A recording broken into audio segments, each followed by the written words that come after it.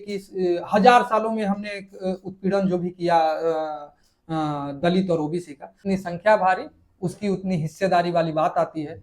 तो 75% वो लोग बैठे हुए हैं वहां, तो हमारे स्वर्ण नेता कुछ है भी वहां तो क्या बोल के उखाड़ लेंगे, जबकि वोटिंग अगर करवाया जाए तो जीतेंगे तो वही।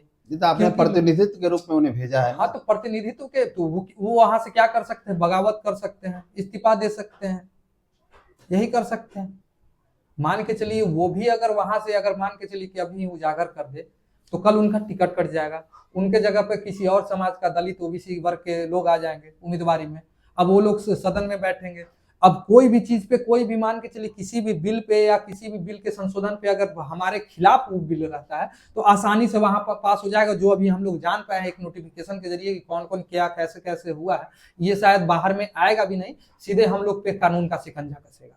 कोई नोटिस जारी नहीं होगा, रिवील नहीं होगा, सिर्फ शिकंजा कसेगा कानून पे। सीधे बोलेगा कि ये कानून बन गया था, आपका सदन का कोई, आपका समाज का, आपके स्वर्ण समाज का कोई भी सदन में व्यक्ति नहीं था, इसलिए हमने बिल को पास कर दिया क्योंकि हमारे समाज के सब लोग बैठे हुए थे। मान के चलिए कि हजार सालों में हमने उत्पीड़न जो भी किया दलित और ओबीसी का, तो दलित भाइयों से, ओबीसी भाइयों से पूछिए कि वो लोग भी कभी कभी बोलते हैं कि हम क्षत्रिय वर्ण व्यवस्था के हिस्सा हैं। हाँ, ठीक। कुर्मी कुशवाहा है, वो बोलते हैं कि हम सम्राट अशोक और चंद्रगुप्त मौर्य के वंशज हैं, लव कुश के वंशज है, तो हम भी तो राम के वंशज हैं, हम कहाँ बोल रहे हैं। तो जब लव कुश के आप वंशज ही हैं, हम राम के वंशज ही हैं, तो आपसे भेदभाव हम कब किए, ये समझने वाली एक ही परिवार के लोग हैं, तो हम लोगों ने भेदभाव कब किया। अब यादव समाज की बात आती है तो वो भी बोलते हैं कि हम कृष्णवंशी हैं, कृष्ण हमारे दादा हैं।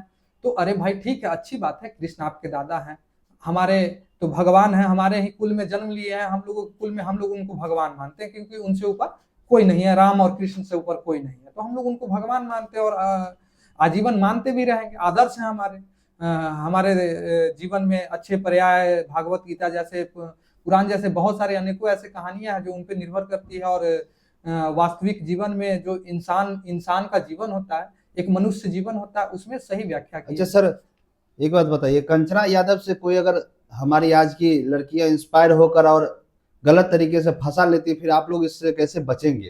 क्या आप लोगों ने इसका उपाय सोचा है? हाँ, हमने बोला तो कि जो अभी कानून आया है संशोधनों के, उसमें कहीं से भी लिपापोती नहीं होना चाहिए, उसमें संशोधन होना चाहिए। अगर दलित और ओबीसी वर्ग के बच्चे अगर उस कमिटी में हैं तो मेरी मांग है सरकार से, मतलब हम स्वर्ण समाज की मांग है सरकार से कि आप भी उस कमिटी में आप हमारे बच्चों को रखें, क्योंकि दो पक्ष में देखना बहुत जरूरी है। एक पक्ष में आप देखिएगा तो कहीं से भी जायज नहीं है, और ये हमारे साथ अन्याय है, कहीं से भी न्याय नहीं है।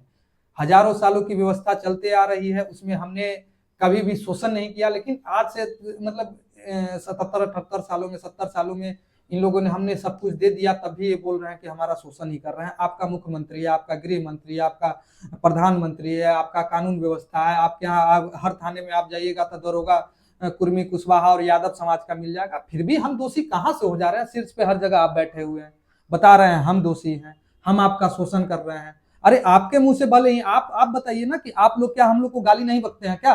तो हम लोग के साथ जो भेदभाव हो रहा है उस पर हम लोग किसके पास जाके जवाब मांगेंगे? हम लोग को अगर कोई ओबीसी और दलित अगर गाली दे रहा है तो हम किससे जवाब मांगे कि ये व्यक्ति क्यों दे रहा है? तो फिर वहां पे एक एग्जाम्पल के तहत वो लोग बोलते हैं कि हजारों सालों से शोषण किया, तो उनके 5 पुश्त अगर वो अपने 5 से 7 पुश्त के अपने पीढ़ी को बता दें कि इतने पीढ़ी में कभी भी शोषण हुआ है, तो हम जान जाएंगे कि हम लोगों ने शोषण किया। काफी लोगों को तो अपने पीढ़ी का नाम तक पता नहीं। तो वही पता ही नहीं है, कुछ नहीं पता है। अभी देश के बारे में बहुत कुछ पूछिएगा तो नहीं पता है। अच्छा सर, जैसे पुराने समय में रजवाड़े होते थे और आज का जो ये आधुनिक सरकार है, दोनों में आपको क्या अंतर लग रहा है कि कैसे पुराने समय में लोगों के साथ न्याय होता था या अन्याय? देखिए, भूदान आधुनिक भारत में जब भारत लोकतंत्र बना तो भूदान जैसा एक न्याय बना कि भूदान करना है, गरीबों को जमीन, विनोबा भावे का, विनोबा भावे का, ठीक ना। उसके बाद सीलिंग एक्ट भी चला, 56 में चला, फिर 64 में चला, फिर 84 में भी चला, मतलब कि 3 बार भारत में ये सीलिंग एक्ट का कानून चला। तो इसमें सर ये हुआ कि जितने भी स्वर्ण समाज के लोग थे जो समझे कि नहीं सही में गरीब यहाँ के लोग, जब से पाकिस्तान और भारत का बंटवारा हुआ तो यहाँ के गरीब के पास सही में जमीन नहीं है, तो स्वर्णों के पास जितना भी जमीन ज्यादा उनके पास अगर उनके घर चलाने और खेती बाड़ी करने से ज्यादा था, वो सब उन्होंने दान करने लगा।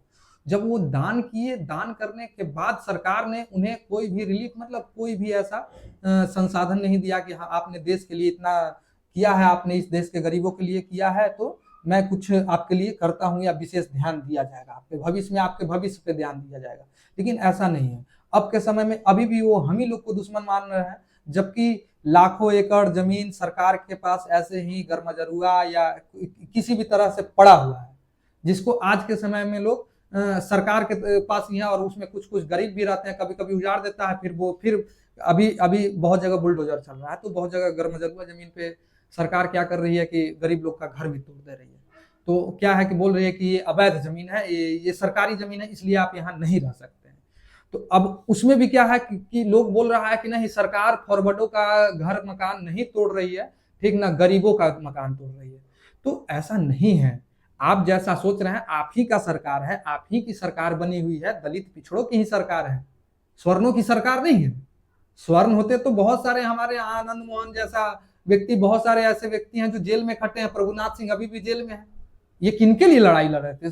सिर्फ स्वर्णों के लिए लड़े थे, राजपूतों के लिए लड़े नहीं? जाके पता कीजिए, कभी भी आप जाइएगा छपरा में, आप जाइएगा शिवार में, सीतामढ़ी में, तो जाके पता कीजिए कि आनंद मोहन जी ने किनके लिए लड़ाई लड़ा। हाँ, उन्होंने दलित ओबीसी के लिए भी लड़ाई लड़ा, उनके साथ उस वर्ग के भी लोग रहते हैं। आपके समाज के जैसे नेता की बात हो रही है, तो अभी आपके समाज के विधायक, सांसद, मंत्री, इस पर सारे लोग चुप हैं सर। जब आपके अपने समाज के लोग आपका साथ नहीं दे पा रहे हैं, तो आप कैसे उम्मीद कर सकते हैं किसी सरकार से कि आपका देखिए, साथ? विधायक, सांसद, पहले तो आशा छोड़ दीजिए आपके ये लोग कुछ कर पाएंगे। हम तो बोल रहे हैं कि लोकतंत्र में बहुमत की संख्या होती है, और जिसकी जितनी संख्या भारी, उसकी उतनी हिस्सेदारी वाली बात आती है।